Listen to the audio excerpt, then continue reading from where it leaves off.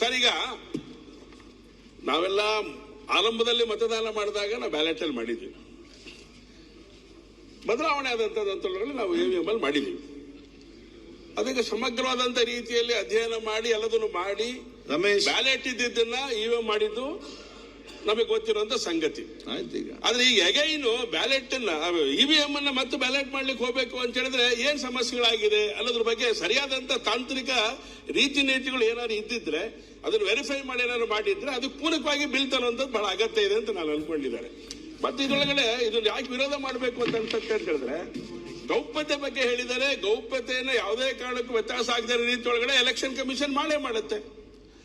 ಮತದಾನನೂ ಕೂಡ ಅದನ್ನ ಮತದಾನ ಮಾಡಬೇಕಾದ್ರೂ ಕೂಡ ಅದನ್ನ ಯಾವುದೇ ರೀತಿ ನಾನು ಇಂಥವ್ರಿಗೆ ವೋಟ್ ಮಾಡಿದೆ ಅಂತೇಳಿ ಹೊರಗಡೆ ಬಂದು ಹೇಳೋದಿಲ್ಲ ಅವನು.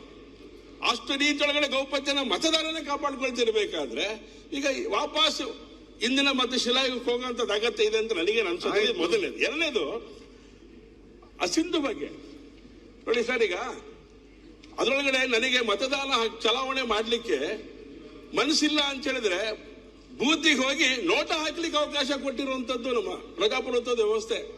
ಈ ಬ್ಯಾಲೆಟ್ ಅಲ್ಲಿ ಏನಿದೆ ನಮ್ದು? ಏನೂ ಇಲ್ಲ ಅದರೊಳಗಡೆ. ಹಾಗಾಗಿ ಒಂದು ಸಿಸ್ಟಮ್ ಅನ್ನ ಏಕಾಏಕಿ ಬದಲಾವಣೆ ಮಾಡ್ತೀವಿ ಅಂತ ಹೇಳಿದ್ರೆ ಹೇಗೆ ಸಾಧ್ಯ ಆಗತ್ತೆ? ಇದ್ರ ಬಗ್ಗೆ ನಮ್ಗೆ ಗಂಭೀರವಾಗಿ ಯೋಚನೆ ಮಾಡ್ಬೇಕಾದ್ರೆ ಸಂಗತಿ. ನೋಟ ಹಾಕೊಂಡು ನಾನು ಎಲ್ಲಿ ಯಾರಿಗೆ ಹಾಕ್ಬೇಕು? ರೂಪ ಅವರೇ, ಅಸಿಂಧುತ್ವ. ಮತ್ತೆ ಮ್ಯಾಕ್ಸಿಮಮ್ ಆಗಿ ಬ್ಯಾಲೆಟ್ ಬಾಕ್ಸ್ ಅಲ್ಲಿ ಬ್ಯಾಲೆಟ್ ಪೇಪರ್ ಮೂಲಕ ಎಲೆಕ್ಷನ್ಗಳಾದಂತ ಸಂದರ್ಭದಲ್ಲಿ ಎಷ್ಟು ಇನ್ವ್ಯಾಲಿಡ್ಗಳು, ಎಷ್ಟು ಪರ್ಸೆಂಟ್ ಇನ್ವ್ಯಾಲಿಡ್ ಆಗ್ತಾ ಇತ್ತು? EVM ಬಂದ್ಮೇಲೆ ಎಷ್ಟು ಪರ್ಸೆಂಟೇಜ್ EVM ಆಗ್ಲಿಕ್ಕೆ ಸಾಧ್ಯತೆ ಇದೆಯಾ? ಚಾನ್ಸಸ್ಸೇ ಇಲ್ಲ. ಸೊ ಹಾಗಾಗಿ ಈ ರೀತಿಯ ಒಂದು ಸರಿಯಾದಂತ ದಿಕ್ಕಲ್ಲಿ ಯೋಚನೆ ಮಾಡುವಂತ ಚುನಾವಣಾ ಆಯೋಗದ ಒಂದು ಯೋಚನೆಯನ್ನ ನಾವು ಏಕಾಏಕಿ ಬದಲಾವಣೆ ಮಾಡುವಂತದ್ದು ಈಗ ಅಗತ್ಯ ಇದೆಯಾ ಅನ್ನೋದು ಮೊದಲನೇ ಮೂಲಭೂತವಾದಂತ ಪ್ರಶ್ನೆ.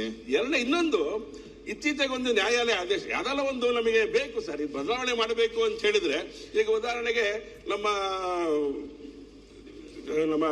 ಇವರು ಅಲ್ಲ ನಮ್ಮ ಕಂದಾಯ ಸಚಿವರು ಯೋಚನೆಗಳನ್ನು ಮಾಡೋದು ಎಲ್ಲದನ್ನು ಕೂಡ ಆನ್ಲೈನ್ ಮೂಲಕ ಎಲ್ಲದನ್ನು ಮಾಡಬೇಕು ಅಂತೇಳಿ.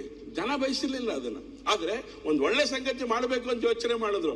ಆದ್ರೂ ಆಗುವಂತ ಅನಾಹುತಗಳು ಸರಿಪಡಿಸಕ್ಕೆ ಆ ಯೋಚನೆಗಳನ್ನು ಮಾಡಿದ್ದಾರೆ ಆನ್ಲೈನ್ ಮೂಲಕನೇ. ಮತ್ತು ವಾಪಸ್ ಅವರು ಸರಿ ಆಗ್ತಿಲ್ಲ ಅಂತೇಳಿ ಎಲ್ಲೂ ಕೂಡ ಕೈಯಲ್ಲೇ ಬರೆದುಕೊಡಿ ಅಂತ ಹೇಳ್ತಾ ಇಲ್ಲ ಅವರು. ಓಕೆ. ಸೊ ಹೀಗೆಲ್ಲ ಇರ್ಬೇಕಾದ್ರೆ ಮೊನ್ನೆ ಇತ್ತೀಚೆಗೆ ನಡೆದಂತ ಒಂದು ಸಂಗತಿ ನಾನು ಹೇಳ್ತೇನೆ. ಅಕಸ್ಮಾತ್ ನ್ಯಾಯಾಲಯಗಳು ಕೂಡ ಇದ್ರ ಬಗ್ಗೆ ಗಂಭೀರವಾಗಿ ಯೋಚನೆ ಮಾಡ್ತಾ ಇದ್ದಾರೆ ಅನ್ನೋದಕ್ಕೆ ಒಂದು ಸರಿಯಾದಂತ ಪುರಾವೆ ಇದೇ ಸೆಷನ್ ಅಲ್ಲಿ ನಡೆದಿದೆ ನಮಗೆ. ಉದಾಹರಣೆಗೆ ಮಾಲೂರು ಕ್ಷೇತ್ರ ನಂಜೇಗೌಡರಿಗೆ ಸಂಬಂಧಪಟ್ಟಂತ ಒಂದು ಡಿಸಿಷನ್ ಹೊರಗಡೆ ಬಂದಿದೆ ಸರ್. ಅದು EVM ಮೂಲಕ ಚುನಾವಣೆ ನಡೆದಿದ್ದು. ಅಲ್ಲಿ ಯಾವುದೇ ರೀತಿಯ ವ್ಯತ್ಯಾಸ ಆಗಿದೆ ಅಂತ ಹೇಳಿ ಆ ನಂಜೇಗೌಡರಿಗೆ ಯಾವುದೇ ತೀರ್ಮಾನ ಕೊಡ್ಲಿಲ್ಲ ನ್ಯಾಯಾಲಯ. ಸರಿ ಇದೆ ಅನ್ನುವಂಥ ಸಂಗತಿನೂ ಕೂಡ ನ್ಯಾಯಾಲಯನೇ ಕೊಟ್ಬಿಟ್ಟಿದೆ. ಇನ್ನೊಂದು ನಮ್ಮ ರಾಮಲಿಂಗಾರೆಡ್ಡಿ ಅವ್ರ ಮಗಳು ಸೌಮ್ಯ ರೆಡ್ಡಿಗೆ ಸಂಬಂಧಪಟ್ಟಂತೆ ಚುನಾವಣೆ, ಆ ಚುನಾವಣೆ ಆಗಿರುವಂತ ಅಕ್ರಮಕ್ಕೆ ಸಂಬಂಧಪಟ್ಟಂತೆ ಸಂಗತಿ ಕೋರ್ಟಿಗೆ ಹೋದಂತ ಸಂದರ್ಭದಲ್ಲಿ ಯಾವುದೇ ರೀತಿಯ ವ್ಯತ್ಯಾಸ EVM ಮೂಲಕ ಆಗಿದೆ ಅಂತ ಹೇಳಲೇ ಇಲ್ಲ. ಬದಲಾಗಿ ಒಂದು ಓಟ್ ವ್ಯತ್ಯಾಸ ಆಗಿದೆ ಎಲ್ಲಿ? ಪೋಸ್ಟಲ್ ಬ್ಯಾಲೆಟ್ ಅಲ್ಲಿ. ಏನಾದ್ರು ವ್ಯತ್ಯಾಸಗಳಾಗಿದ್ರೆ ಅಂತದ್ದು ಎಲ್ಲಾಗತ್ತೆ? ಬ್ಯಾಲೆಟ್ ಅಲ್ಲೇ ಆಗುವಂತದ್ದು. ಹಾಗಾಗಿ ಇದ್ರ ಬಗ್ಗೆ ಸ್ವಲ್ಪ ಗಂಭೀರವಾಗಿ ನಾವು ಯೋಚನೆ ಮಾಡದೆ ಹೋದ್ರೆ ತರಾತುರಿ ಒಳಗಡೆ ನಾವು ಏನ್ ಬೇಕಾದ್ರೂ ಮಾಡಬಹುದು, ಮೆಜಾರಿಟಿ ಇದೆ ಅಂತೇಳಿ ಏನು ಮಾಡ್ಲಿಕ್ಕೆ ಆಗೋದಿಲ್ಲ.